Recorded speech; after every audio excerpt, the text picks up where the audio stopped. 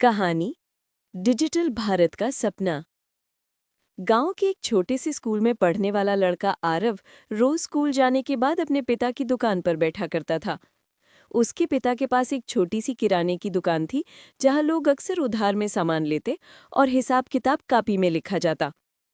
एक दिन गांव में एक सरकारी शिविर लगा, जिसमें डिजिटल इंडिया और ऑनलाइन भुगतान के बारे में लोगों को बताया गया। आरव ने पहली बार सुना कि अब मोबाइल से ही पैसा भेजा और लिया जा सकता है। वो घर आया और अपने पिता से बोला, पापा, अब दुकान पर मोबाइल से भी भुगतान लिया जा सकता है, उधार लिखने की जरूरत नहीं होगी। शुरुआत में पिता को ये सब बेकार लगा, लेकिन आरव ने अपनी स्कूल के टीचर से मदद ली और दुकान पर क्यूआर कोड लगवा दिया। धीरे धीरे गांव के लोग भी मोबाइल से भुगतान करने लगे। हिसाब किताब आसान हो गया और चोरी चपेट भी कम हो गई। आरव का सपना यहीं तक नहीं रुका। वो कंप्यूटर सीखने शहर गया और ऑनलाइन पढ़ाई करने लगा।